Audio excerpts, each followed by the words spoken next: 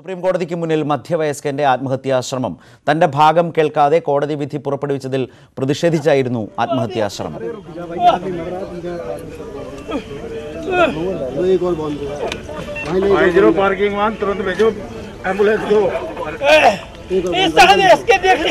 मैंने कोई दिया नहीं, मेरे बिहाफ पे जो ये राजेश दिया गया है। और आदेश पे बताएं, ये आदेश उठा के ले जाओ, तमाशा देख रहे हैं। कौन सा आदेश है?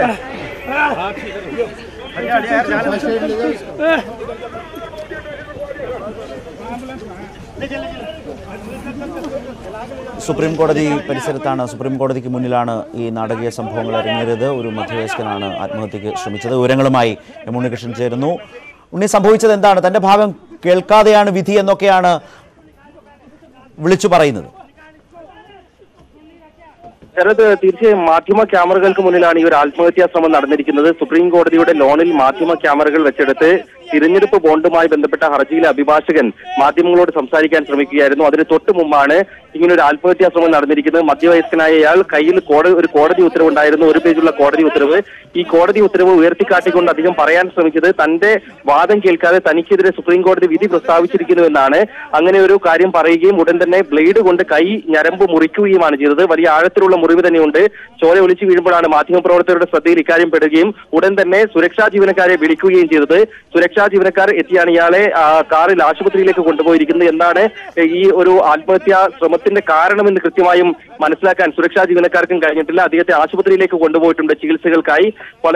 വളരെ സുരക്ഷാ മേഖലയാണിത്. ഇങ്ങനെയൊരു ആത്മഹത്യാ ശ്രമം നടക്കുന്നത് അപൂർവമായി തന്നെയായിരിക്കും. സുരക്ഷാ ഉദ്യോഗസ്ഥരുടെ അടക്കം കൺമുന്നിൽ വെച്ചാണ് ഈ ഒരു ആത്മഹത്യാ ശ്രമം ഉണ്ടായിരിക്കുന്നത്. അദ്ദേഹത്തിന്റെ കയ്യിലുള്ള ഉത്തരവിന്റെ വിശദാംശങ്ങളും ഏത് കേസിലാണ് അദ്ദേഹത്തിനെതിരെ വിധി വന്നിരിക്കുന്നത് തുടങ്ങിയ കാര്യങ്ങളൊന്നും ഇതുവരെയും വിവരങ്ങൾ ലഭിച്ചിട്ടില്ല. ശരത്, ഈ ആളെക്കുറിച്ചുള്ള മറ്റ് വിവരങ്ങളൊന്നും ഇതിനോടകം ശേഖരിക്കാനായിട്ടില്ല സുരക്ഷാ ഉദ്യോഗസ്ഥർക്കല്ലേ? ഇതിന്റെ വിശദാംശങ്ങൾ ഇതുവരെയും ലഭിച്ചിട്ടില്ല. കാരണം അദ്ദേഹത്തിന്റെ പേരും മറ്റു കാര്യങ്ങളുമൊക്കെ വിളിച്ചു പറയുന്നുണ്ടായിരുന്നു. അല്ലാതെ കൃത്യമായി സ്ഥിരീകരിക്കാനോ അത് സംസാരിക്കാനോ ഉള്ള ഒരു സാവകാശം ഉണ്ടായിരുന്നില്ല. ഈ ആത്മഹത്യാ ശ്രമം നടന്ന ഉടൻ തന്നെ ചോര ഒലിക്കുന്ന രീതിയിൽ അദ്ദേഹത്തെ ആശുപത്രിയിലേക്ക് കൊണ്ടുപോകാനാണ് സുരക്ഷാ ജീവനക്കാർ ശ്രമിച്ചിരിക്കുന്നത്. അദ്ദേഹം പറഞ്ഞത് തനിക്കെതിരെ ഒരു സുപ്രീം കോടതി ഉത്തരവ് ഇറങ്ങിയിരിക്കുന്നു, തന്റെ വാദം കേൾക്കാതെയാണ് ഈ ഉത്തരവ് ഇറങ്ങിയിരിക്കുന്നത്, അതുകൊണ്ട് തന്നെ അതിൽ മനം നൊന്താണ് താൻ ഇങ്ങനെ ഒരു നടപടിക്ക് മുതിരുന്നതെന്നാണ്. അവിടെ നിന്ന് സുരക്ഷാ ഉദ്യോഗസ്ഥരാണോ ഇപ്പോൾ ദൃശ്യങ്ങളിൽ കാണുന്നത് പോലെ നിലത്ത് കിടന്ന ആ മനുഷ്യനെ എടുത്ത് കൊണ്ടുപോകുന്നത് കാണാം? ദൃശ്യങ്ങളിൽ കാറിലേക്കും മറ്റും കയറ്റുന്നതും കാണാം. തീർച്ചയായും സുരക്ഷാ ജീവനക്കാരാണ് അദ്ദേഹത്തെ ആശുപത്രിയിലേക്ക് എത്തിച്ചിരിക്കുന്നത്. ഈ ഒരു സംഭവം നടന്ന ഈ മാധ്യമ പ്രവർത്തകർക്ക് ബൈക്ക് നൽകാൻ വേണ്ടി അവിടെ അഭിഭാഷകൻ നിൽക്കുകയായിരുന്നു. അതിന് തൊട്ട് മുമ്പാണ് ഈ സംഭവം നടന്നത്. സംഭവം നടന്ന ഉടൻ തന്നെ മാധ്യമ പ്രവർത്തകർ സുരക്ഷാ ജീവനക്കാരെ വിളിച്ചു. സുരക്ഷാ ജീവനക്കാർ ഉടൻ തന്നെ അദ്ദേഹത്തിന്റെ കൈ മുറിവ് വന്ന ഭാഗത്ത് കെട്ടിക്കൊണ്ട് അദ്ദേഹത്തെ ആശുപത്രിയിലേക്ക് കൊണ്ടുപോയിരിക്കുകയാണ്.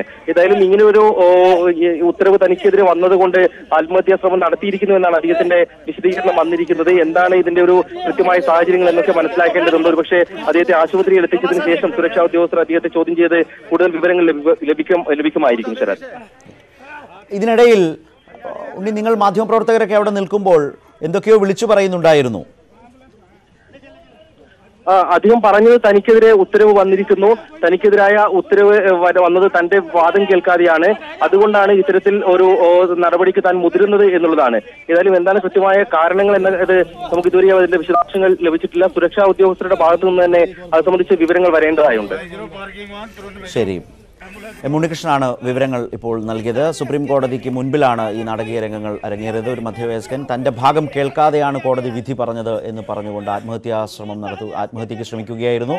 മാധ്യമപ്രവർത്തകർ സുരക്ഷാ ഉദ്യോഗസ്ഥരെ വിവരം അറിയിച്ചതിനെ തുടർന്ന് വളരെ വേഗം കൈമുറിച്ച് ആത്മഹത്യ ചെയ്യാനുള്ള ശ്രമമാണ് നടത്തിയത്. കൈ ഞരമ്പ് മുറിച്ച് ആത്മഹത്യ ചെയ്യാനുള്ള ശ്രമം നടത്തിയതിനിടയിൽ മാധ്യമപ്രവർത്തകരുടെ ശ്രദ്ധയിൽപ്പെട്ടതിനെ തുടർന്ന് സുരക്ഷാ ഉദ്യോഗസ്ഥരെ വിളിക്കുകയും ഉടൻ തന്നെ സുരക്ഷാ ഉദ്യോഗസ്ഥർ ആളിനെ ആശുപത്രിയിലേക്ക് മാറ്റുകയുമാണ് ഉണ്ടായത്. മറ്റു വിശദാംശങ്ങളിലേക്ക് പോകാനായിട്ടില്ല. ആളാരാണെന്ന് തിരിച്ചറിയാനായിട്ടില്ല.